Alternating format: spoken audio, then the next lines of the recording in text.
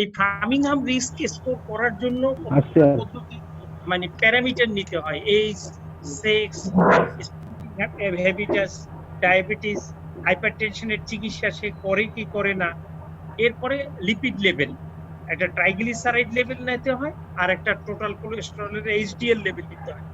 এই সব কয়টা নিয়ে যদি একটা মানে কম্পিউটেড প্রোগ্রাম এখানে করলে এই ফার্মিংহাম রিস্ক স্কোর দিয়ে দেয়, সেটা 10% হোক 20% হোক সেটা হতে পারে, অথবা একটা পুল কোহর্ট স্টাডি থেকে যদি ওইখানে বের করা যায়, অথবা মানে স্কোর ইএসসি একটা স্কোর সিস্টেম আছে, স্কোর সিস্টেমের ভিতরে কতগুলা হলো তোমার মানে হাই রিস্ক গ্রুপ দেওয়া থাকে, যেমন ডায়াবেটিস, সিকেডি, তারপরে প্রোটিনিউরিয়া, টার্গেট অর্গান ড্যামেজ, এই সমস্ত মানে মানে প্রিমেচুর মানে ডেথ, মাল্টিপল রিস্ক ফ্যাক্টর গুলো যোগ করা থাকে।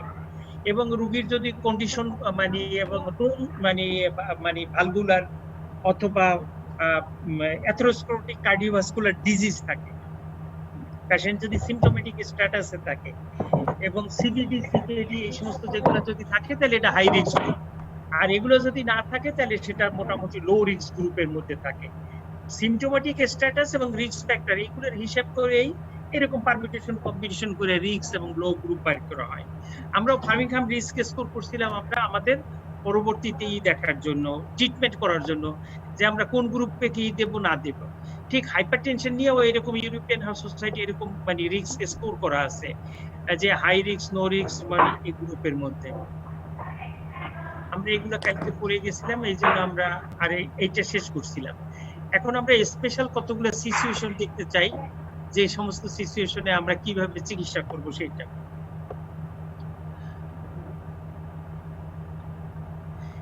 আমরা যদি পেশেন্টের দেখি, হাইপারটেনশন দেখি, এবং তার সাথে যদি তার স্টেবল করোনারি আর্টারি যদি দেখি, স্টেবল করোনারি আর্টারি ডিজিজের ভিতরে যেটা এখন ক্রনিক করোনারি সিনড্রোম হিসাবে বর্ণনা করছে, সেটা হলো মানে ক্রনিক স্টেবল এনজাইনা, তারপরে নন মানে মানে ভ্যাসোস্পাস্টিক এনজাইনা, তারপর মাইক্রোভাস্কুলার এনজাইনা, অ্যাসিম্পটোমেটিক এনজাইনা, তারপরে হলো মানে মানে suspected angina with LV dysfunction. এই যে 6টা সাবসেট যেগুলোকে একত্রে তারা ক্রনিক করোনারি সিনড্রোম হিসাবে উল্লেখ করছে, এবং যেটা আসলে ক্রনিক স্টেবল এনজাইনা সবচেয়ে বড় যে সাবসেটটা সেটা থাকে। কবি কামাল এটা একসময় প্রেজেন্ট করছিলেন, সেই মানে আপনার stable coronary artery disease, chronic coronary syndrome, এইটা এইরকম যদি রোগী থাকে, তার মানে হচ্ছে রোগীর আমরা ডেফিনেশন কিভাবে আদায় করব, আমার রোগীর ইন বিটুইন টাইমে তার কোনোই থাকবে না, ইন বিটুইন টাইমে তার চেস্ট পেইন থাকবে না, যখন রোগী হাঁটা শুরু করবে তার চেস্ট পেইন হবে, এবং রোগী যখন দাঁড়িয়ে যাবে তখন চেস্ট পেইন কমে যাবে। এইরকম একটা সিচুয়েশনের যদি আসে তাহলে আমাদের ডায়াগনোসিস আসবে ক্রনিক করোনারি সিনড্রোম অথবা ক্রনিক স্টেবল এনজাইনা বা stable coronary artery disease, stable heart disease যা বলে। এইরকম একটা রোগীর সাথে যদি হাইপারটেনশন থাকে তাহলে তার চিকিৎসা কি হবে? তা আমরা প্রথম দিকে বলছিলাম যে হাইপারটেনশনের ফার্স্ট লাইন ড্রাগ হলো ডায়ুরেটিক্স, এসি ইনহিবিটর, এআরবি অথবা ক্যালসিয়াম চ্যানেল ব্লকার। এই চারটি হলো ফার্স্ট লাইন অফ ড্রাগ, এবং ব্রিটিশ হাইপারটেনশন সোসাইটি 5 নম্বর ড্রাগ বিটা ব্লকারকে দিয়ে দিচ্ছে। এখন আমার এই সূত্র আর এখন এই সমস্ত ক্ষেত্রে খাটবে না, এখন আমার জন্য আলাদা সূত্র হবে, যে এখন মানে ইসকেমিক হার্ট ডিজিজ এবং হাইপারটেনশনের জন্য যে গাইডলাইন ডিরেক্টেড মেডিকেল থেরাপির ভিতরে আছে beta blocker first, beta blocker first, next SC inhibitor অথবা ইআরবি। তাহলে আপনি যে বিটা ব্লকারকে আপনি পঞ্চম ড্রাগ হিসাবে ইউজ করছেন হাইপারটেনশন, এবং সেই বিটা ব্লকার এখন ফার্স্ট লাইন ড্রাগ হিসাবে আসবে ইসকেমিক হার্ট ডিজিজের। আজকে রুহুল আমাকে মানে বলছে তার মার প্রেশার আছে, হাই মানে আইএসডি আছে, ডায়াবেটিস আছে, হাইপারটেনশন আছে, তার চিকিৎসার জন্য সে এনজিলক প্লাস খায়, কিন্তু তার ব্লাড প্রেশার কমে না, 160 বাই 100 আছে। সে নেক্সট কি করবে? যেহেতু তার ইসকেমিক হার্ট ডিজিজ আছে, অতএব তাকে বিটা ব্লকার যোগ করতে বলছি, যেটা first line drug beta blocker, অতএব আপনি বিটা ব্লকার যোগ করবেন। কিন্তু সব ধরনের বিটা ব্লকার না, 3টা বিটা ব্লকার, 1 কার্বিডেলল, 2 মেটোপ্রোলল টার্টেট সাকসিনেট অথবা হলো বিসোপ্রোলল, এই কয়টা জিনিস আপনি এই করবেন, মানে রিলিভ করবেন। প্রোপ্রানোনল যেটা আছে এটা বাংলাদেশে পাওয়া যায়, প্রোপ্রানোনল ইউজ করতে পারবেন, কিন্তু এর মধ্যে মর্টালিটি বেনিফিট আছে কার্বিডোলোলের, বিসলোলের এবং মেটোপ্রোনল সাকসিনেটের আছে। অতএব এই কয়টা জিনিস যদি পারেন তাহলে সেই কয়টা জিনিস মানে ব্যবহার করবেন। এই যার বাসায় শব্দ হয় সে একটু মাইক্রোফোনটা অফ করে দিতেন। দেখেন কার বাসায় শব্দ হয়।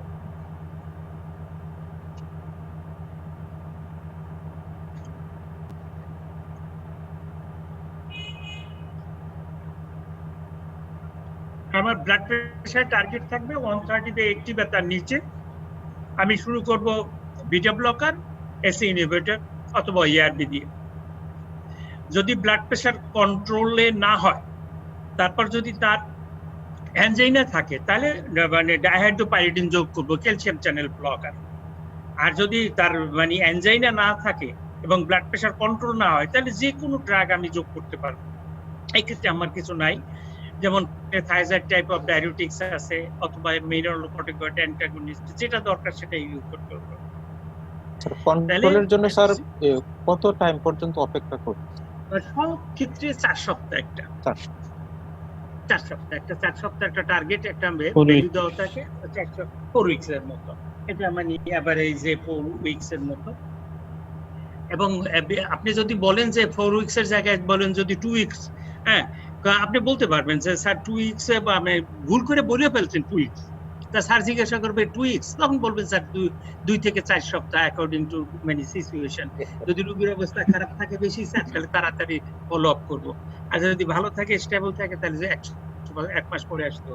আপনি ভুল বলেন কোনো অসুবিধা নাই, কিন্তু ভুলটাকে আপনার জাস্টিফাই করতে হবে। হ্যাঁ জাস্টিফাই করতে হবে এবং যৌক্তিকভাবে। আপনি ভুল অ্যান্সার দেন কোনো অসুবিধা নাই, যেমন আপনারা জিজ্ঞাসা করে যদি পরীক্ষার সময় এই প্রশ্নের উত্তর না পারলে আপনারা ফেল করাই দেবে, এত সোজা একটা প্রশ্নের উত্তর জিজ্ঞাসা করা হচ্ছে। কিন্তু মানে এটা আপনি পারলে যে আপনার পাস করাবে তার নিশ্চয়তা নাই, কিন্তু না পারলে ফেল করাই দেবে। আচ্ছা এমন একটা সহজ প্রশ্নের উত্তর, যেমন আমি একটা উদাহরণ মনে করি যে আমরা মানে কার্ডিয়াক মানে জিজ্ঞাসা করে যদি পালপেশনে, কোনটা ধরি, পালপেশনে আমরা আর্টারি ডিজিজ থাকলে আমি বিটা ব্লকার, এসি ইনহিবিটর দিয়ে যোগ করব। এরপরে যদি থাকে এরপরে যদি আমার এই থাকে চেস্ট পেইন থাকে তাই আমি ক্যালসিয়াম চ্যানেল ব্লকার দেব, কিন্তু ক্যালসিয়াম চ্যানেল মানে না থাকলে আমি যে কোনো ড্রাগ দিতে পারবো। এই যে এই জিনিসটা, এই সিকোয়েন্সটা তুমি যদি মনে রাখতে পারো তুমি একজন ভালো ডাক্তার হবে। তুমি যদি এই সিকোয়েন্সটা মনে না রাখতে পারো তুমি ভালো ডাক্তার হবে না। তোমার প্রেসক্রিপশনটা যখন তোমার সিনিয়র কেউ দেখবে এবং রোগীর দেখবে যে চেস্ট পেইন পারসিস্ট করতেছে, তুমি মানে অ্যাকর্ডিং টু গাইডলাইন অনুসারে বিটা ব্লকার, এসি ইনহিবিটর এবং ক্যালসিয়াম চ্যানেল ব্লকার এই দিক থেকে দিয়ে তুমি তার চিকিৎসা করছো, তারপরেও ব্যথা কমে নাই, তাহলে মানে তখন তোমার মানে এটা প্রেস্টিজিয়াস প্রেসক্রিপশন হবে এবং তারপর সে রোগীর বলবে যে না আপনার ডাক্তার সাহেব ভালো চিকিৎসা দিছে। কিন্তু এখানে ক্যালসিয়াম চ্যানেল ব্লকার না দিয়ে তুমি যদি আরেকটা মানে ডায়ুরেটিক্স অন্য কিছু দিয়ে রাখো, এই ব্লকে ব্যথা কমে নাই, তুমি এখানে বিটা ব্লকার, এসি ইনহিবিটর দিছো, এখানে এসে ডায়ুরেটিক্স যোগ করছো অথবা এমআরএ যোগ করে দিছো, তাহলে তোমার এই প্রেসক্রিপশনটা ভ্যালিড না। আমি বুঝাইতে পারছি কিনা? হ্যালো জি স্যার। জি স্যার। এনজিনা থাকলে তোমার ক্যালসিয়াম চ্যানেল ব্লকার দিতে হবে এবং ডাইহাইড্রোপাইরিডিন ক্যালসিয়াম চ্যানেল ব্লকার দিতে হবে। নেক্সট আমরা আসতেছি হার্ট ফেলিওর যদি থাকে তাহলে তুমি কি করবা। আগের বারে আমরা হার্ট ফেলিওর করেছি, হার্ট ফেলিওর শুধু হার্ট ফেলিওর না, হার্ট ফেলিওর উইথ হাইপারটেনশন সেই ক্ষেত্রে আছে, সেই ক্ষেত্রে প্রেফার্ড ড্রাগ অফ চয়েস হবে এসি ইনহিবিটর এবং এআরবি। এসি ইনহিবিটর এআরবি দেওয়ার পরে আমরা মানে যদি মানে ইসের পরে ফার্স্ট লাইন ড্রাগ তো হার্ট ফেলিওরের চিকিৎসা পাবেই, সে ডায়ুরেটিক্স পাবে, হ্যাঁ ডায়ুরেটিক্স পাবে। এরপরে যখন এসি ইনহিবিটর এআরবি কিন্তু হার্ট ফেলিওরের চিকিৎসা হিসেবেও আছে, সেই ক্ষেত্রে এই মানে ড্রাগের হিসাবে আবার এটা আসবে এবং এখানেও হার্ট ফেলিওরের মানে গাইডলাইন মেডিকেটেড থাকবে এবং এই ক্ষেত্রে মানে লো ডোজ থেকে টাইট্রেটেড আপার ডোজে যেতে হবে, ব্লাড প্রেশার 130/80 থাকবে। একটা জিনিস যোগ করতে পারবে না, সেটা হলো নন ডাইহাইড্রোপাইরিডিন ক্যালসিয়াম চ্যানেল ব্লকার। সেটা কি আছে? ডিলটিয়াজিম আছে, ভেরাপেমিল আছে। এই দুইটা জিনিস তুমি এখানে যোগ করতে পারবে না, নন ডাইহাইড্রোপাইরিডিন। কিন্তু তুমি মানে যদি তাহলে স্যার এইরকম যদি বলেন তাহলে ডাইহাইড্রোপাইরিডিন যোগ করা যাবে কিনা?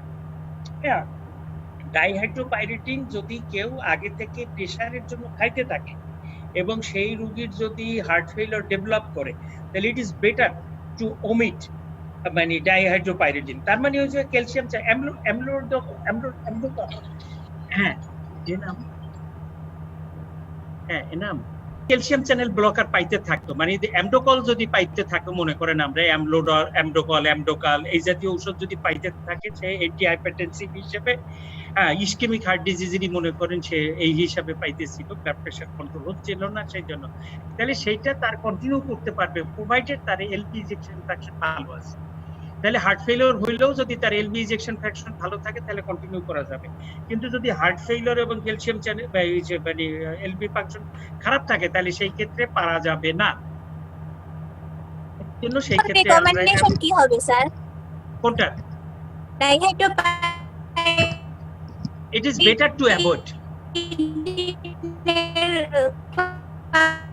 ক্লাস কি হবে স্যার? ফ্রি হবে তখন? হ্যাঁ, এটা শোনো, মানে আমাদের প্রথম কথা হচ্ছে calcium channel blocker with heart failure আমরা অ্যাভয়েড করব। ডাইহাইড্রোপাইরিডিন হোক, নন ডাইহাইড্রোপাইরিডিন, যদি কোনো ক্ষেত্রে মানে ডাইহাইড্রোপাইরিডিন কন্টিনিউ করতেই হয় তাহলে সেই ক্ষেত্রে করা যাবে যদি তার এলবি ইনজেকশন ফ্র্যাকশন ভালো থাকে। আর যদি এটা অ্যাভয়েড করা যায় অথবা যদি সেকেন্ড অল্টারনেটিভ ড্রাগ পাওয়া যায় তাহলে এটা অ্যাভয়েড করতে হবে। এখন অন্য ড্রাগ গুলো তোমার কন্ট্রাইন্ডিকেশন মানে হয়ে বসে আছে। তুমি মনে করো প্রেগনেন্সির মতো অবস্থায় তোমার এরকম একটা কন্ডিশনে তুমি হাইপারটেনশন এবং হার্ট ফেলিওর প্লাস প্রেগনেন্সি এইরকম অবস্থার মধ্যে তুমি বসে আছো, তখন তোমার হয়তো ক্যালসিয়াম চ্যানেল ব্লকার তোমার দিতে হইতে পারে। সেটা ওই অবস্থায় হার্ট ফেলিওর না থাকলে এটা তোমার প্রত্যেকটা রোগীকে, আমি একটা কথা কিন্তু সবসময় বলি, প্রত্যেকটা রোগীকে ইন্ডিভিজুয়ালাইজ ভাবে তার মানে জাজ করতে হবে আমি যে ওষুধটা দিতে চাইতেছি আসলে এটা তার জন্য ইন্ডিকেটেড কতটুকু এবং আসলে কি ইন্ডিকেটেড কিনা, এবং ইন্ডিকেটেড যদি হয় তাহলে আমি দেবো, ইন্ডিকেটেড না হলে আমরা দেবো না।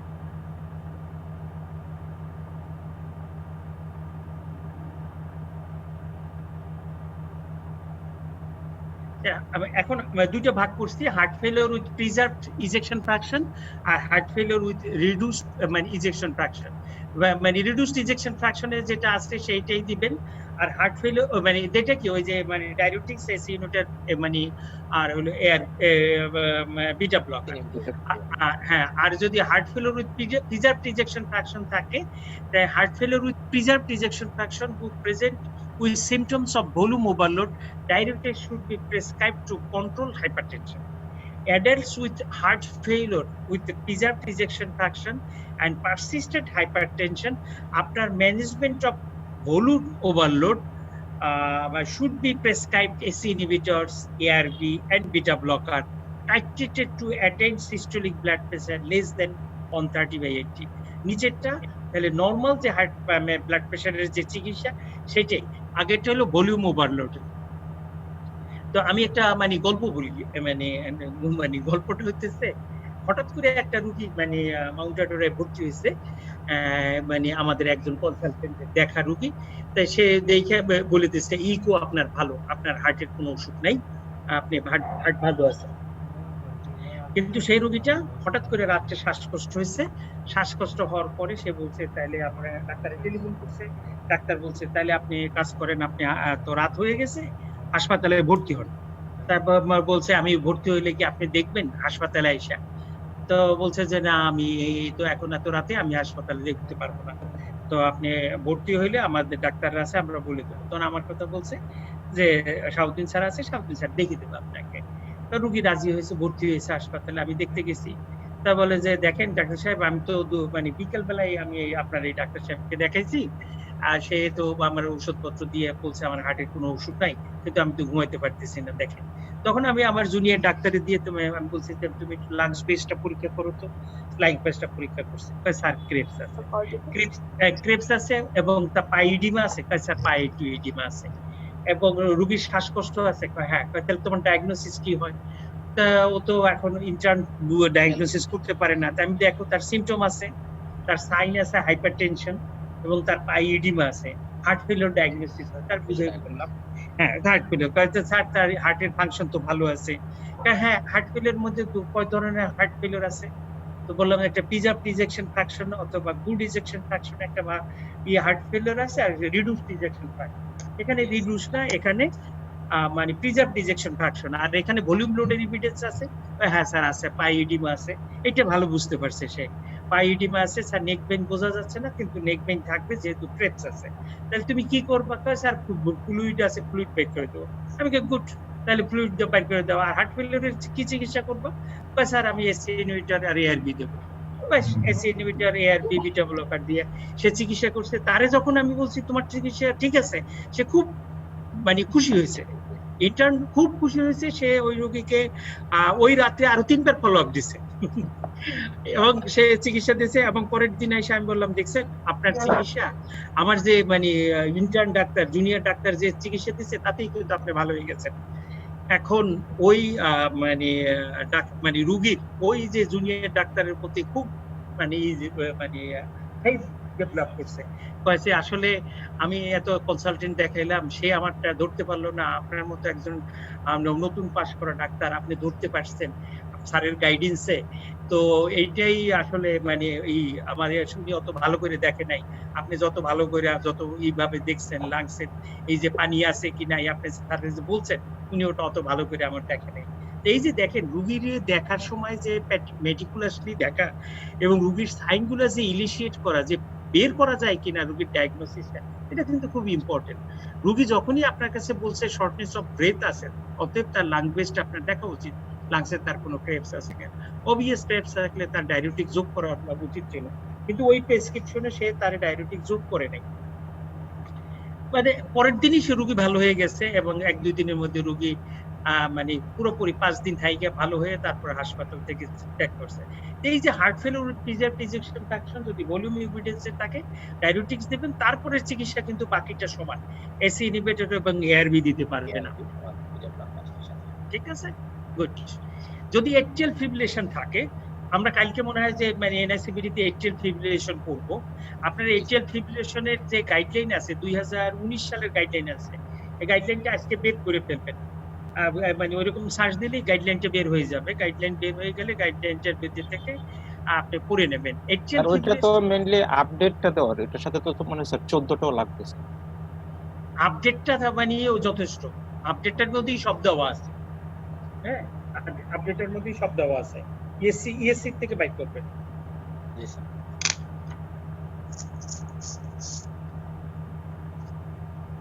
স্যার মাহবুব ভাই জয়েন করছে sir.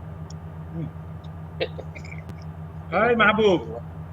Age a whole management আমরা আলোচনা করব না, যেমন হলো এটা ইটিওলজি অনুসারে ভালভুলার কি নন ভালভুলার, এবং নন ভালভুলার হলে আমাদের হলো যে সেন্স বাস স্কোর করে দিতে হবে। আগে আমি যে স্কোর ছিল সেটা চেঞ্জ হয়ে গেছে, এখন সেন্স বাস স্কোরে মেইলে 2 বা তার উপরে হলে দিতে হবে, ফিমেলে 3 বা তার উপরে হলে দিতে হবে। নতুন একটু চেঞ্জ আসছে সেন্স বাস স্কোরের ভিতরে। আর হলো যদি ভালভুলার এফ হয় তাহলে সেক্ষেত্রে তো আপনার সরাসরি শুরু করতে হবে, কোনো স্কোরিং নাই। এবং নন ভালভুলার এফ এ মানে সরি ভালভুলার এফ এ মানে ভ্যাক দিতে হবে, মানে ভিটামিন কে অ্যান্টাগনিস্ট। আর নন ভালভুলার এফ এ আপনার নক্স দিতে হবে, যেখানে সম্ভব নক্স দেওয়া সেখানে নক্স দিতে হবে, মানে ওরাল অ্যান্টিকোয়াগুলেন্ট। হ্যাঁ, নিউয়ার ওরাল অ্যান্টিকোয়াগুলেন্ট দিতে হবে। এখন সেই হাইপারটেনশনের যদি সাথে এএফ এর সাথে যদি হাইপারটেনশন থাকে, তার যে চয়েস হবে সেই ক্ষেত্রে বলছে এআরবি ইজ ইউজফুল।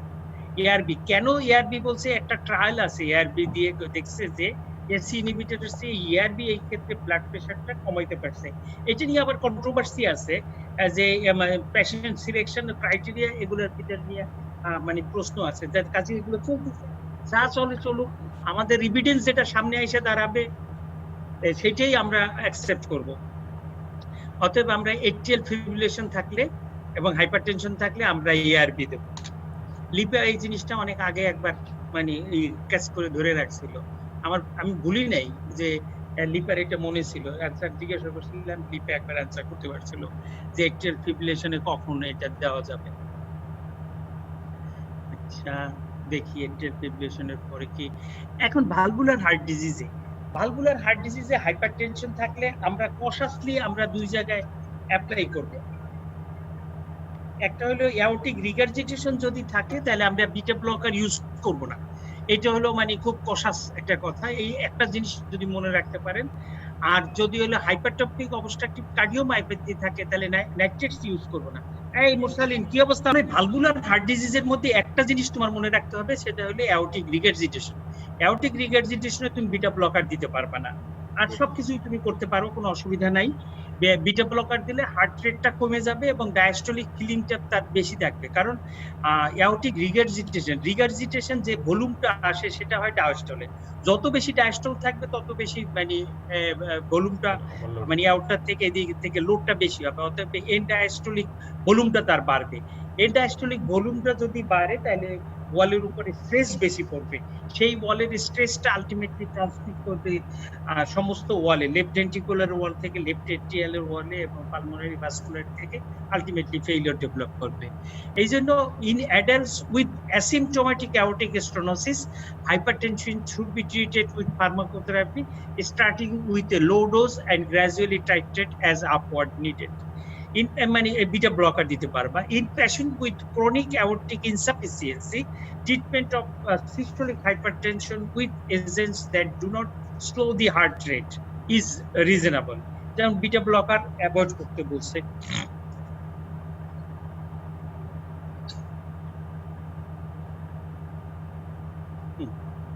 এটা মানে রেট লিমিটিং গুলো ইউজ করতে নিষেধ করছে। এবং যে কোনো ধরনের মানে যদি থাকে অ্যাওর্টিক ডিজিজ থাকে, যে beta blocker is the drug of choice, specially aortic dissection অথবা অ্যাওর্টিক অ্যানিউরিজম এরকম ধরনের। Beta blocker are recommended as the preferred antihypertensive agent in patient with hypertension and thoracic disease, যা হোক না কেন বিটা ব্লকার। এখন যদি থাকে হাইপারটেনশন উইথ সিকেডি থাকে, হাইপারটেনশন উইথ যদি সিকেডি থাকে সেক্ষেত্রে তোমার হলো ফার্স্ট লাইন ড্রাগ দিয়ে তুমি শুরু করবা। হ্যাঁ, ফার্স্ট লাইন ড্রাগ দিয়ে তুমি শুরু করবা, যে কোনো ধরনের ফার্স্ট লাইন ড্রাগ তুমি দিলা এবং ট্রিটমেন্টের গোল থাকবে 130/80 বা তার নিচে নামানো। এটা দিয়ে তুমি যদি দেখো যে এক্ষেত্রে তোমার প্রোটিনিউরিয়া আছে তাহলে তোমার শুরু করতে হবে এসি ইনহিবিটর। আর যদি দেখো যে প্রোটিনিউরিয়া নাই, যে কোনো ফার্স্ট লাইন ড্রাগ তুমি দিতে পারবে। কিন্তু এসি ইনহিবিটর শুরু করার পরে যদি দেখা যায় এসি ইনহিবিটর ইনটলারেন্ট, সেই ক্ষেত্রে তুমি আবার অথবা কন্ট্রাইন্ডিকেটেড, সেই ক্ষেত্রে তুমি আবার যে কোনো মানে এআরবি দিতে পারবে। তাহলে দেখো প্রথম কথা হইতেছে আমার সিকেডি রুগী আছে এবং আমার মানে পটাশিয়াম 5 এর নিচে আছে, ক্রিয়েটিনিন 2.5 এর নিচে আছে, রেনাল ক্লিয়ারেন্স 30 ml এর উপরে আছে। এইরকম একটা যদি সিচুয়েশন থাকে তাহলে আমি এসি ইনহিবিটর এআরবি যোগ করতে পারবো। এসি ইনহিবিটর এবং সিস্টোলিক ব্লাড প্রেশার ডেফিনেটলি 90 এর উপরে আছে অথবা অ্যাটলিস্ট 85 এর উপরে আছে।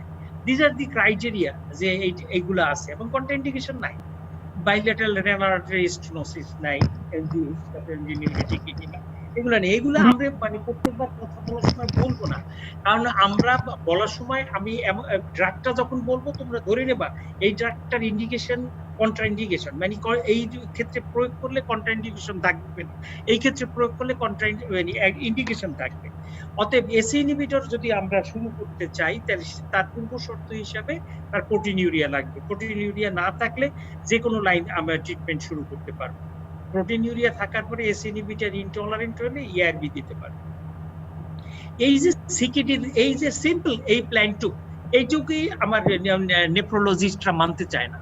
নেফ্রোলজিস্টরা মানে একটু মানে ডেয়ারিং থাকে, তারা ফার্স্ট লাইনে ড্রাগেই তারা আলফা প্রেস অথবা প্রাজোপ্রেস এগুলো যোগ করে দেয়, কিন্তু রিকমেন্ডেশন অনুসারে আলফা প্রেস বা প্রাজোপ্রেসের যদি সিকেডি মানে ইজিএফআর যদি 30 নিচে না থাকে তাহলে অতটা মানে দেয় না, প্রোটেকশন দেয় না।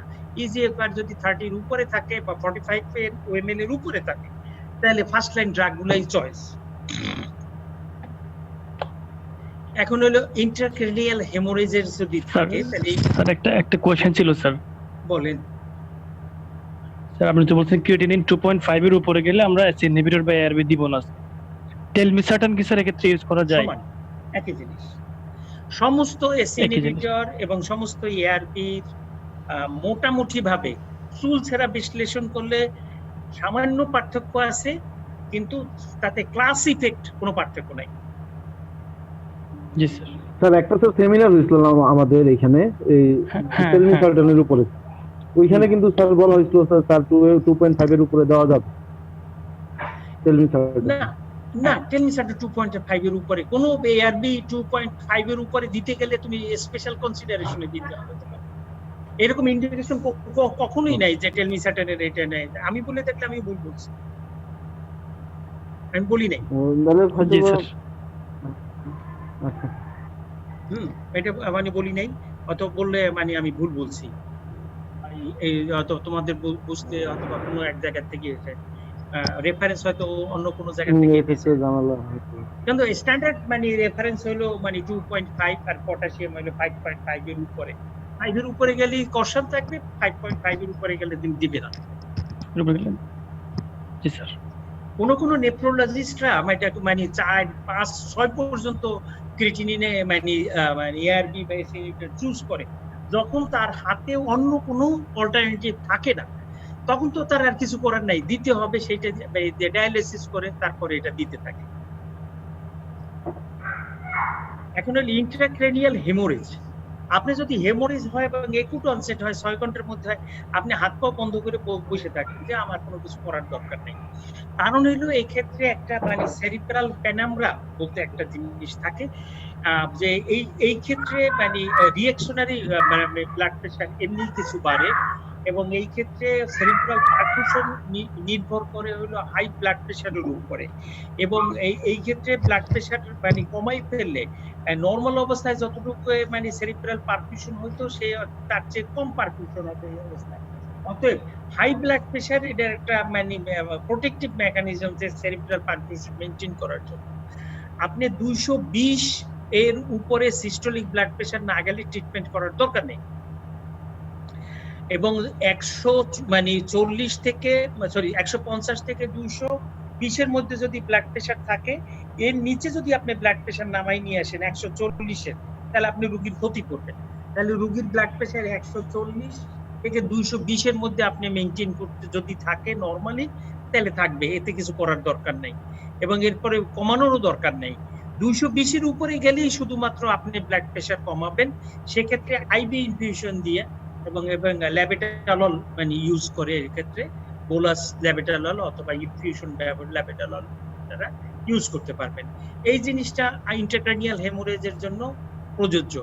6 ঘন্টা পরে আপনার নিউরোলজিক্যাল ডিফিসিট ঠিক হয়ে গেলে আপনি 140/90 এর টার্গেট রাখবেন। এখন এই মুহূর্তে না, এই মুহূর্তে একুটি অবস্থায় এটা। আচ্ছা, স্ট্রোকের পরে হলো মানে ইসকেমিক স্ট্রোক, ওটা হেমোরেজিক স্ট্রোক, এটা ইসকেমিক স্ট্রোক। ইসকেমিক স্ট্রোকে 3 দিন, কোনো ক্ষেত্রে 10 দিন পর্যন্ত ব্লাড প্রেশার আপনি মনিটর করবেন। আবার ইসকেমিক প্যানামরা এই ক্ষেত্রে ব্লাড প্রেশার মেইনটেইন করায়, হাই ব্লাড প্রেশারই সেরিব্রাল পারফিউশন মেইনটেইন করে। এখন যদি স্ট্রোকের রোগী প্রেশার থাকে, সেই রোগী যদি আমরা আইভি থ্রম্বোলাইটিক দিতে চাই, যেমন আমরা আইভি টেনেক্টেপ্লেস অথবা স্ট্রেপ্টোকাইনেজ দিতে গেলে ব্লাড প্রেশার বেশি থাকলে ব্লাড প্রেশার কমাই নিই, এবং এই কমাই নিয়ে তারপর তাকে দেই। ঠিক এক্ষেত্রেও এরকম, যদি ব্লাড প্রেশার কমাই নিয়ে তারপর দেওয়া হয়, এবং এর টাইম শিডিউল আমাদের যেমন 12 ঘন্টা, ওদের 4.5 ঘন্টা। 4.5 ঘন্টার মধ্যে যদি স্ট্রোক হওয়ার থেকে শুরু করে আসে এবং তার ব্লাড প্রেশার যদি বেশি থাকে এবং তার যদি থ্রম্বোলাইটিক দিতে হয়, তার ব্লাড প্রেশার 185/110 এর নিচে নিয়ে আসতে হবে, তারপরে তাকে থ্রম্বোলাইটিক দিতে হবে। এবং পরবর্তীতে আরো 24 ঘন্টা আরো 5 করে ব্লাড প্রেশার কমাই রাখতে হবে, মানে 180/105 পর্যন্ত মেইনটেইন করতে হবে পরবর্তী 24 ঘন্টা।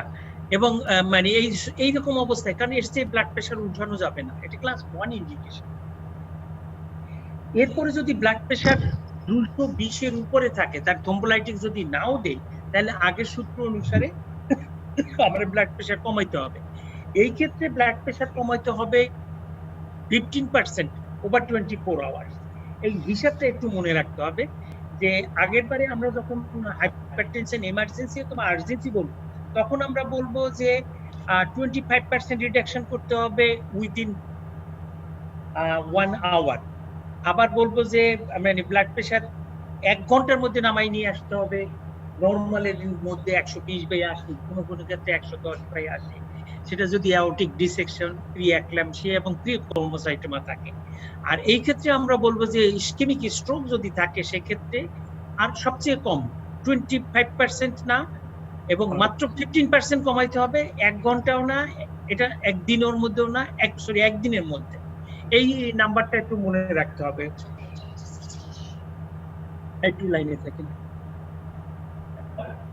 জায়গাটায় মানে হাইপারটেনশনের যদি 210-এর উপরে থাকে তাহলে 15% রিডাকশন করবেন। আর এর মাঝামাঝি গ্রুপ যদি থাকে তাহলে 210-এর নিচে যদি থাকে তাহলে তাদের কি করবেন, আপনি কতটুকু পর্যন্ত তাকে আপনি মানে কমাবেন অথবা কখন আপনি কমাইতে পারবেন, সেই যে জিনিসটা হলো এইখানে।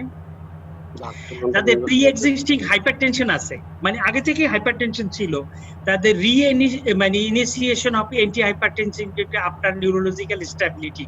যাদের আগে থেকে হাইপারটেনশন ছিল তাদেরকে নিউরোলজিক্যাল স্ট্যাবিলিটি গুলো আসার পরে, মানে নিউরোলজিক্যাল স্ট্যাবিলিটির ভিতর থেকে হলো তার সাইন এবং সিমটম, নিউরোলজিক্যাল এই সাইন সিমটম গুলো যদি রেজলিউশন হয়, কমে যায়, তাহলে সেই ক্ষেত্রে initiation or reinitiation of treatment of hypertension within 48 to 72 hours after acute ischemic stroke is ineffective to prevent death or dependency। যে এই অবস্থায় মানে 72 ঘন্টা পর্যন্ত, মানে 3 দিন পর্যন্ত কোনো ধরনের চিকিৎসার দরকার নেই এই মাঝামাঝি গ্রুপটার, মানে 220-এর নিচে যদি থাকে তাহলে এই গ্রুপটার কোনো চিকিৎসা করার দরকার নেই। মানে এর পরে 72 ঘন্টার পরে আপনি মানে চিকিৎসা দিতে পারবেন, এটা ক্লাস 2 এ ইন্ডিকেশন আছে। এই যে জায়গাটায় আপনারা ভুলে যান, এই জায়গাটা আপনাদের মনে থাকে না, এই জায়গাটা বারবার করে মনে রাখবেন। এবং ইসের পরে মানে 3 দিন পরে 72 ঘন্টা পরে আপনি স্ট্রোক সেকেন্ডারি স্যার, আমার স্যার সাউন্ড ডিস্টার্ব হচ্ছে স্যার, সাউন্ড স্যার ভেঙে ভেঙে আসছে স্যার। আচ্ছা না আমরা তো শুনতে পাচ্ছি, আমরা ভালো শুনতেছি স্যার। আচ্ছা দেখি কেন হচ্ছে সাউন্ড। দাদা আপনারটা একটু অফ না, করেন, স্যার, আবার অন করে দেন। আমরা শুনতেছি আচ্ছা। স্যার। আপনারা কাজ করেন, আপনাদের মানে স্পিকার সেকেন্ডারি প্রিভেনশনের জন্য, সেকেন্ডারি প্রিভেনশন মানে একবার তার স্ট্রোক হয়ে গেছে, এখন সেকেন্ড টাইম যে স্ট্রোক যাতে না হয় তার জন্য, এবং সেটা ঘরে প্রথম 3 দিনের পরের যে ঘটনাটা সেই ঘটনার জন্য চিকিৎসা আমরা কি করব না করব। এই ক্ষেত্রে যদি আমরা জানি তার মানে প্রিভিয়াসলি তার হাইপারটেনশন আছে, সেই ক্ষেত্রে তারপর তার রিস্টার্ট করতে হবে অ্যান্টি হাইপারটেনসিভ ট্রিটমেন্ট, এবং তার টার্গেট থাকবে লেস দ্যান 140/90, একটু টার্গেটটা বেশি থাকবে। আগে থেকে যদি কারো ব্লাড প্রেশার থাকে তার ব্লাড এই একটা জায়গায় শুধু পরিবর্তন ভালো করে মনে রাখলে হবে যে হাইপারটেনশনের সেকেন্ডারি প্রিভেনশন করার সময় যে টার্গেট থাকবে সেইটা টার্গেটটা থাকবে হলো less than 140/90 according to American college of কার্ডিওলজির অনুসারে। আর যদি ইএসসি আপনি মনে করেন তাহলে আর সমান, দুইটাই মানে এই অবস্থার মধ্যে সমান থাকতেছে। এখন যদি আপনি না জানি যে তার আগে থেকে আসলে হাইপারটেনশন তার ছিল কি ছিল না, এটা আমার জানা নাই, সেই ক্ষেত্রে আমার ব্লাড প্রেশার কি করতে হবে না করতে হবে। সেই ক্ষেত্রে যদি তার ব্লাড প্রেশার 140/90 নিচে থাকে তাহলে তার আর কোনো ঔষধ শুরু করার দরকার নেই। আমার ভালো করে খেয়াল করে দেখেন, আমি জানি না এই রোগীর আগে থেকে ব্লাড প্রেশার ছিল কি ছিল না, কিন্তু তার এখন দেখলাম স্ট্রোকের পর তার ব্লাড প্রেশার 40/90 তার নিচে আছে। এখন আমাদের গাইডলাইন অনুসারে মানে এই ইসে এটা স্টেপ 1 এর মধ্যে পড়ে, স্টেজ 1 এর মধ্যে পড়ে, এবং স্টেজ 1 এর আমার ডায়াগনোসিসের মধ্যে ছিল যদি তার প্রিভিয়াসলি তার থাকে স্ট্রোক থাকে অথবা টার্গেট অর্গান ড্যামেজ থাকে, তার চিকিৎসা হবে বোথ ভালভুলার সরি বোথ মানে ফার্মাকোলজিক্যাল এন্ড নন ফার্মাকোলজিক্যাল। কিন্তু এই ক্ষেত্রে হলো মানে সেকেন্ডারি প্রিভেনশনের জন্য 3 দিন পরে তার ব্লাড প্রেশার যদি 140/90 নিচে থাকে তাহলে usefulness of starting anti hypertension treatment is not well established class 2B। যে দেওয়া যাবে না তা না, শুরু করা যাবে, কিন্তু এটা ওয়েল এস্টাবলিশড না, করতে পারেন আপনি এই ক্ষেত্রে, সেক্ষেত্রে ক্লাস 1 না, এটা ক্লাস 2B ইন্ডিকেশন। আর যদি তার ব্লাড প্রেশার না জানা থাকে কিন্তু তার ব্লাড প্রেশার 140/90 উপরে থাকে তাহলে ডেফিনেটলি তারে অ্যান্টি হাইপারটেনসিভ ট্রিটমেন্ট শুরু করতে হবে এবং সেই ক্ষেত্রে টার্গেট তার থাকবে 100, এটা লাগবে না আবার 140/90, সরি 130/80 নিচে থাকবে। দেখেন এই জিনিসগুলা থেকে মানে সবটা তালগোল পাকিয়ে যাবে, মাঝে মাঝে তালগোল পাকাবে। কোনটার সময় কি রাখতে হবে একমাত্র পদ্ধতি হচ্ছে বারে বারে পড়ে আপনার মনে রাখা। তাহলে আমরা যদি দেখি সেকেন্ডারি প্রিভেনশন করার জন্য আমরা প্রথম দুইটা জিনিস দেখবো, একটা হলো তার ডায়াবেটিস আছে, সরি আগে থেকে হাই প্রেশার আছে কি নাই। যদি তার আগে থেকে হাই প্রেশার থাকে তাহলে তার ব্লাড প্রেশারের টার্গেট থাকবে less than 140/90। যদি আগে থেকে টার্গেট ব্লাড প্রেশার টার্গেট যদি জানা থাকে তাহলে 100 মানে 40/90 নিচে যদি ব্লাড প্রেশার থাকে তাহলে তার ট্রিটমেন্ট শুরু করলে মানে লাভ হবে ক্লাস 2B এর মতো। মানে ইনিশিয়েশন অফ ট্রিটমেন্ট মানে is not well established class 2B, কিন্তু করা যাবে। কিন্তু যদি তার ব্লাড প্রেশার 140/90 উপরে থাকে তাহলে ডেফিনেটলি তার ট্রিটমেন্ট শুরু করতে হবে এবং সেই ক্ষেত্রে ব্লাড প্রেশার টার্গেট থাকবে 130/80। এইটুকু বুঝতে পারছেন কিনা? এখন তো হ্যাঁ, এখন তো লাইন, হ্যাঁ এখন অন করে দেখেন যে আস্তে আস্তে করে ঠিক হয় কিনা। আর বাসায় ওয়াইফাই মাঝে মাঝে হয়তো বা হইতে পারে, সাউন্ড কমে যেতে পারে। এখন হল হাইপারটেনসিভ ক্রাইসিসের ম্যানেজমেন্ট। এটা যে কতবার পড়াইছি আমার লাইফে, আর কতবার যে স্যার অনেকবার পড়াইছেন কিন্তু মনে রাখতে পারি, আমিও মনে রাখতে পারি না। যে শুধু তো আপনাদের যে রোগ তা তো না, রোগ তো আমারও আছে, মাস্টারের যেরকম রোগ আছে ছাত্রদেরও সেই রকম রোগ আছে। কি রোগ? কমন রোগ সবাই, সেটা হলে আমরা ভুলে যাই। আচ্ছা, এটা স্যার বেশি বলি স্যার। বেশি বলে কম বলির মধ্যে নাই, ভুলি কম বেশি সমান সমান, এটা হলো সবাই, ভুলি হলো কমন। তাহলে মানে আমিও ভুলি, মাঝে মাঝে হলে আমি আপনাদের সাথে এগুলো মানে পড়ানোর জন্য আমার আবার পড়তে হয়, বারবার পড়তে হয়। আর আমার হয়তো প্র্যাকটিস করতে হয়, তো আমি প্র্যাকটিস করতে যাই আমি আবার মনে করি যে আমি কি পড়াইতেছিলাম, কি পড়াইছি, কি আমার লাগবে, এগুলো আমার মনে রাখতে হবে। তো এখন ব্লাড প্রেশার আমরা হাইপারটেনসিভ ক্রাইসিস হিসাবে ধরছি যে আমার ব্লাড প্রেশার থাকবে হয় 220/120 এর উপরে, 180/120 এর উপরে এবং টার্গেট অর্গান ড্যামেজ থাকবে। যদি আমার টার্গেট অর্গান ড্যামেজ থাকে তাহলে সেটা হাইপারটেনশন এমার্জেন্সি, আর যদি টার্গেট অর্গান ড্যামেজ না থাকে তাহলে এটা হাইপারটেনশন আর্জেন্সি। হাইপারটেনশন আর্জেন্সি থাকলে আমি মানে medical management oral anti hypertensive drug দিতে পারবো এবং আস্তে আস্তে করে সব মানে 24 থেকে 48 ঘন্টার মধ্যে এগুলা ঔষধপত্র দিয়ে এটা ঔষধ কমাই নিয়ে আসা যাবে, ব্লাড প্রেশার কমাই নিয়ে আসা যাবে।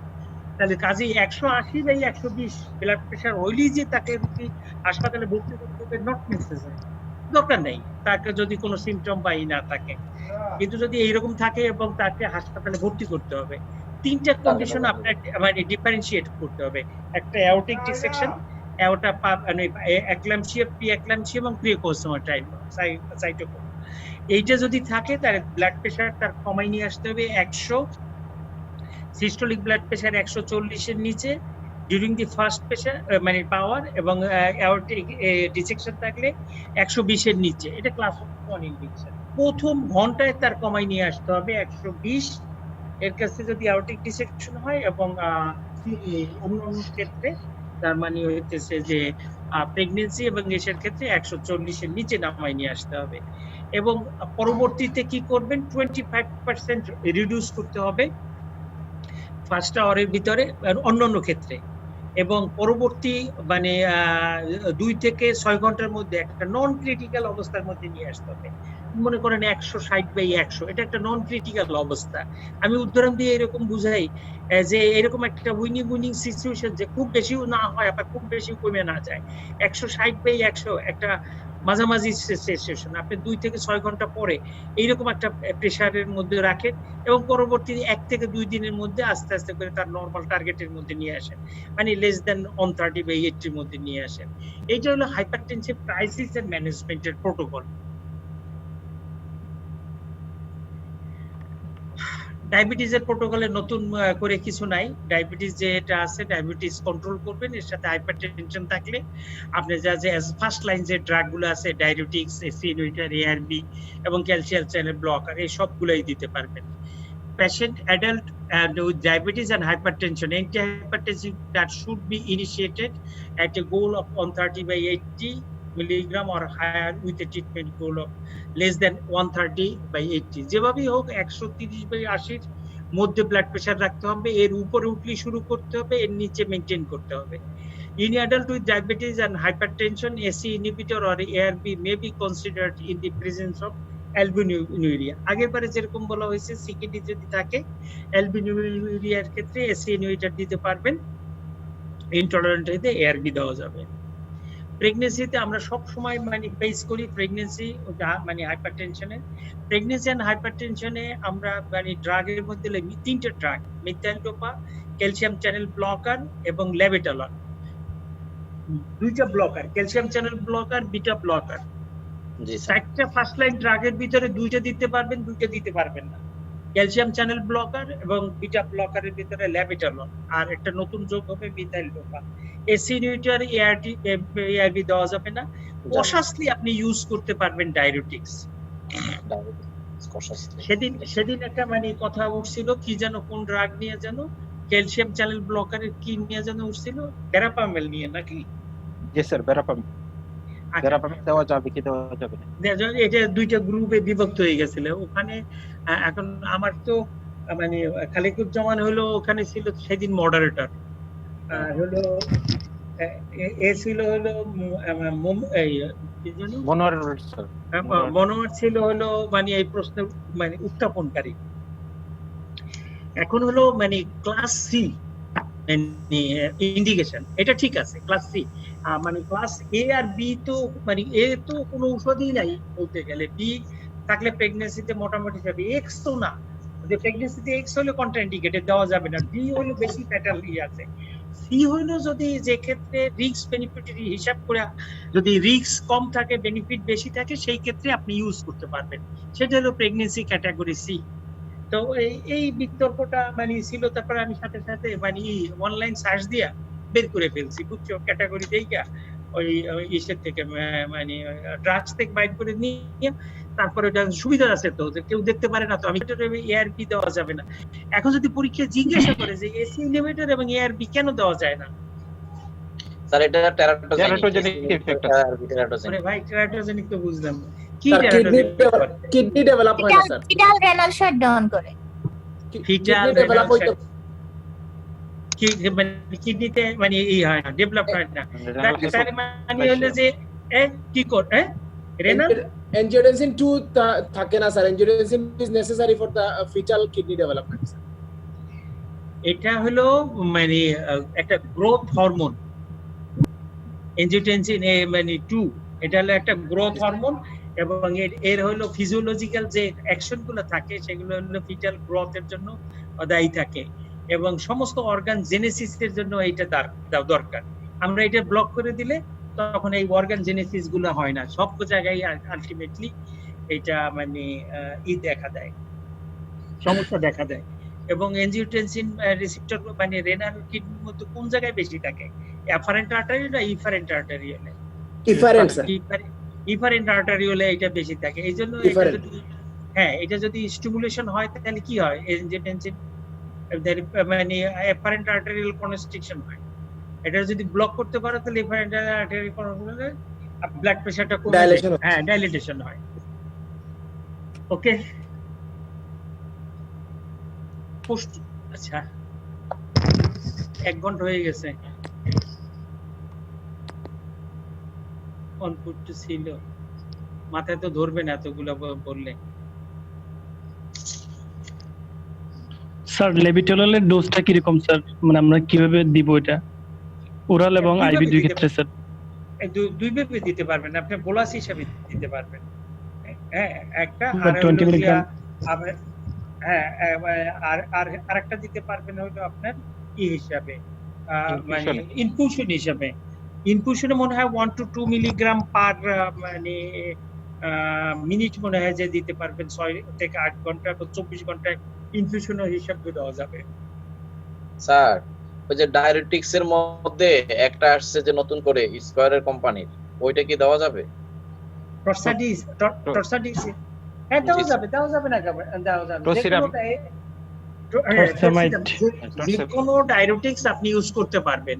হ্যাঁ, তো সেক্ষেত্রে মানে ইসে এভিডেন্স বেশি আছে হলো ইসের নাইট্রিলিক্সের স্যার, যেটা আছে ইন্ডিয়াপামাইড হলো আলহার্ট মানে হিসেবে যে আছে, সেক্ষেত্রে হলো ইন্ডিয়াপামাইড এবং ক্লোরথেলিডন এই দুইটার হলো বেশি ইউজ করা আছে গাইডলাইন। মানে জেএনসি 7 এ মানে ডায়াবেটিক্স ঢুকছে তো ওই একটা ট্রায়াল দিয়েই, যে আলহার্ট ট্রায়াল দিয়ে তার মানে দেখা গেছে যে তার মর্টালিটি, মরবিডিটি এবং মানে এলবি রিগ্রেশন এগুলো সবকিছু ডায়াবেটিক্স এ বেশি হয় in comparison two SC inhibitor এবং এআরবি বিটা ব্লকার এগুলোর চেয়ে। সেই জন্য তারা ইন্ডিয়াপামাইডের জন্য ইউজ করছে এবং পোস্ট মানে সেকেন্ডারি প্রিভেনশনের জন্য যে স্ট্রোক মানে প্রিভেনশনের জন্য এসি ইনহিবিটর, তার মানে হলো যে কভারসিল প্লাস হলো ইন্ডিয়াপামাইড, মানে কভারসিল প্লাস একমাত্র ঔষধ যেটা হলো পোস্ট মানে স্ট্রোক বা সেকেন্ডারি স্ট্রোক প্রিভেন্ট করতে পারে। সেকেন্ডারি স্ট্রোক প্রিভেন্ট করার জন্য আর কিছু নাই, কভারসিল প্লাস আছে। তো এই ইসের ভিতরে এই দুইটা আছে। ডোজটা মানে ওই আইবি দেওয়া যাবে প্লাস আর হলো যে ইসের দিকে দেওয়া যাবে পোস্ট অপারেটিভ। এটা কালকে রাখি, এটা আরেকদিন। স্যার এটা প্রশ্ন ছিল, নিপিডিফিন বলছিলেন দেওয়া যাবে, আমরা দেই, কিন্তু প্রশ্ন হচ্ছে আমরা যে ক্যালসিয়াম চ্যানেল ব্লকার অ্যামলোডিপিন যেটা পিক্সোকার্ডের সাথে পিক্সোকার্ড হিসেবে দেয়, অ্যামলোডিপিন আর বিটা ব্লকার, ওইটা স্যার কতটুকু জাস্টিফাইবল বা আসলে কি দেওয়া দরকার? না না মানে ওটা দেওয়া যাবে না। ওই যে বিটা ব্লকার দেওয়া যাবে না। বিটা ব্লকার আপনি দেওয়া যাবে যদি বিটা ব্লকার এখন সবাই ভিডিও অন করেন। যদি বিটা ব্লকার দিতে চান তাহলে সেক্ষেত্রে আপনারা দিতে হবে ল্যাবেটালল দিতে হবে। হ্যাঁ, ল্যাবেটালল দিতে হবে বিটা ব্লকার। আর ক্যালসিয়াম চ্যানেল ব্লকারে আপনি অ্যামলোডিপিন দেন অথবা সাস্টেইন রিলিজ নিপিডিপিন সাস্টেইন রিলিজ দিতে পারবেন। ইয়ামিন কই? জি স্যার আছে স্যার। ইয়ামিনে তো দেখি না, কই? আছে স্যার। আচ্ছা স্যার। স্যার ডিজিটাল রেখে বাসায় করে চলে গেছে, না মাইক আছে না আছে। আছে স্যার, ও মিউট করো। স্যার ওই যে শওকতের প্রশ্নের অ্যানসারটা আমি বুঝতে পারি নাই। শওকতের প্রশ্ন ছিল স্যার ওই দেওয়া যাবে কিনা যে ল্যাবেটালল কিভাবে স্টার্ট করব স্যার? না ল্যাবেটালল না, ও বলছে পিক্সোকার্ড দেওয়া যাবে কিনা। পিক্সোকার্ড দেওয়া যাবে না, অ্যামলোডিপিন দেওয়া যাবে, কিন্তু বিটা ব্লকার দেওয়ার জন্য ল্যাবেটালল আলাদাভাবে দিবেন। মিথাইল ডোপাজিয়েট ল্যাবেটালল কিভাবে দিবেন? ল্যাবেটাল 200 মিলিগ্রাম আছে, 200 মিলিগ্রাম বিডি থেকে এর সেফটি ডোজ আছে 200 মিলিগ্রাম, 600 400 মিলিগ্রাম টিটিএস পর্যন্ত আছে। সেফটি ডোজ এত বেশি আছে। জি স্যার। স্যার সকালের ক্লাসের একটা কোশ্চেন করব স্যার। ওই যে মানে sir cardiac management of non cardiac surgery, ওখানে স্যার একটা পেশেন্টের ক্ষেত্রে বলা হয়েছিল স্যার মানে ড্রাগ ইলিউটিং স্টেন্ট লাগানো আছে, উনি ডুয়াল অ্যান্টিপ্লেটলেট পাচ্ছিল, এখন ওনার ইমার্জেন্সি কন্ডিশনের কারণে ইমার্জেন্সি সার্জারি করা লাগতেছে। তাহলে আমরা সার্জারি করব স্যার এক্ষেত্রে, কিন্তু তখন ওই রোগীর ক্ষেত্রে sir perioperative management of ব্লিডিংটা আমাদের কিভাবে করব আমরা কার্ডিওলজিস্ট হিসেবে? শুনুন, নাম্বার 1 উনি তো ডুয়াল অ্যান্টিপ্লেটলেট পাচ্ছিল স্যার, না কেন যদি লাইফ সেভিং হয় অপারেশন সেটা করতে হবে। সে কি পাচ্ছে না পাচ্ছে দ্যাট ডাজ নট ম্যাটার। তোমার অপারেশন করতে হবে, তুমি অপারেশন করতে রেডি থাকবে। তোমার তার হিস্ট্রি নিয়ে দেখলে ডুয়াল অ্যান্টিপ্লেটলেট পায়, অর্থাৎ তোমার ব্লিডিং রিস্ক বেশি থাকবে, তুমি অপারেশন প্রসিডিউরের মধ্যে ব্লিডিং রিস্ক কমানো যায় এরকম পদ্ধতি নিবা। এখন হলো মানে কটারি পাওয়া যায়, কটারি আছে, প্রত্যেকটা সার্জারি ইচ্ছা করলে সার্জনরা পেইন মানে ব্লিডিং লেস অপারেশন করতে পারে। সে সার্জারি মানে যে কোনো সার্জারি ইচ্ছা করলে মানে 10 ফোঁটা রক্ত সে ফেলবে না, যদি চায় তাহলে সার্জন করতে পারে। সার্জনের স্কিলনেস এর উপরে নির্ভর করে সেরকম সে এই করবে। যদি সেগুলো না থাকে তাহলে একদিক থেকে তার ব্লাড দিয়ে তারপরে শুরু করতে হবে। এখন তো অপারেশন হয়ে গেলে আমাদের মানে স্ট্যান্ডার্ড প্রোটোকল অনুসারে কন্ট্রাইন্ডিকেশন থাকবে হলো ডুয়াল অ্যান্টিপ্লেটলেট।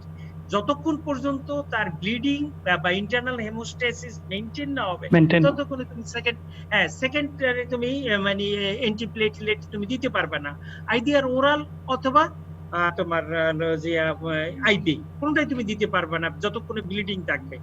কিন্তু তোমার মানে ইসের আগে, অপারেশনের আগে তুমি যদি মনে করো হাই রিস্ক রোগী থাকে, সেই ক্ষেত্রে তুমি ওরাল থেকে, যেহেতু মানে প্রাসুগ্রেল এবং ইসের এপসিক্সিমেব আর টিকাগ্রেল 5 দিন আগে বন্ধ করতে হয় এবং টিকাগ্রেল 7 দিন আগে বন্ধ করতে হয়। এই জন্য তোমার এটা বন্ধ না করে, তোমার যদি মনে করো যে হাই রিস্ক গ্রুপ থাকে, এটা বন্ধ করে তুমি মানে এপসেপসিম্যাব অথবা টাইরোফিবেন অথবা ইফেপিবেন আইভি তে তুমি যাইতে পারো। এটার হাফ লাইফ কম, এটা 6 ঘন্টা আগে তুমি বন্ধ করে দিতে পারো। তবে একটা জিনিস খেয়াল রাখতে হবে যে antiplatelet should be replaced by antiplatelet, anticoagulant should be by anticoagulant. Either oral form should be replaced by IV form অথবা মানে IV form should be oral form মানে oral anticoagulant should be replaced by IV anticoagulant. একটা আরেকটা দিয়ে তোমার কিন্তু হবে না, অ্যান্টিকোয়াগুলেন্টের কাজ অ্যান্টিপ্লেটলেটই হবে না, অ্যান্টিপ্লেটলেটের কাজ অ্যান্টিকোয়াগুলেন্টই হবে না। রুট চেঞ্জ হতে পারে এবং ব্লিডিং বন্ধ না হলে তুমি অ্যান্টিপ্লেটলেট আবার শুরু করতে পারবে না। জি স্যার, থ্যাংক ইউ ওই স্যার। যে এসি ইনহিবিটর এআরবি প্রেগন্যান্সির পরে এটা মানে পরে মানে ডেলিভারির পরে এখন ফিটাল মানে বাচ্চার কোনো রিস্ক আছে কিনা বা থাকলে এটা কোনো এটা স্যার ওখানে ডেফিনেটলি রিস্ক আছে। যদি শুধুমাত্র হাইপারটেনশনের জন্য হয় তাহলে আমি বলবো যে এসি ইনহিবিটর এবং এআরবি চেঞ্জ করে দেন, আপনাকে তাকে অন্য ঔষধ দেন, বাচ্চার ব্রেড ফিশিংটা কন্টিনিউ করেন। কিন্তু যদি এটা কার্ডিওমায়োপ্যাথির জন্য হয় তাহলে আমি বলবো ব্রেস্ট ফিডিং বন্ধ করে দেন, তাকে এসি ইনহিবিটর এআরবি। আমার মানে এটা আমার পার্সোনাল মানে লজিক যে আমার বাচ্চা বড় না মা বড়, আমার কাছে মা এই ক্ষেত্রে বড়।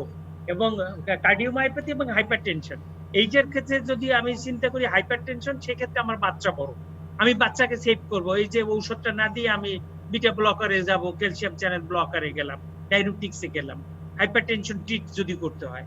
কিন্তু যদি আমি দেখি কার্ডিওমায়োপ্যাথি, সেক্ষেত্রে আমার বাচ্চার চেয়ে মা সেভ করা বা জরুরি। সেক্ষেত্রে আমি বাচ্চাকে ব্রেস্ট ফিডিং বন্ধ দিয়ে আর্টিফিশিয়াল ফিডিং এ দিয়ে দেবো, কিন্তু মাকে সেভ করার জন্য আমি এসি ইনহিবিটর এআরবি দেব। This is my plan. Sir captopril শুরু করলে কি আমরা ওই বাচ্চা ব্রেস্ট ফিডিং করাইতে পারবো? এখন শোনো, যে ক্ষেত্রে অল্টারনেটিভ কোনো আমি নাই, সেক্ষেত্রে সিই মানে একটা ক্যাপ্টোপ্রিল আর একটা হলো এনাপ্রিল, এই দুইটা জিনিস দেওয়া যাইতে পারে। তাও হলো দুইটাই হলো class C, pregnancy category C. জি স্যার। স্যার আমার একটা কথা ছিল যে গতকাল স্যার অস্পির উপর ক্লাস হয়েছিল স্যার, আলিয়া স্যার জানিয়েছে, তারপরে যে ম্যাডাম। আচ্ছা, আপনারা ফেজ বি তে তো না? জি স্যার। আপনাদের পরীক্ষা কি এইখানে হবে না মানে জি স্যার, না স্যার বিএসএম এর মধ্যে হবে স্যার। এখন সব বিএসএম এর স্যার আমাদের তো একেবারে হবে। সেক্ষেত্রে মানে আমার এক্সামিনার একজন আমরা থাকতে পারি আর কি, এই আর কি স্যার। স্যার তো আর ওখানে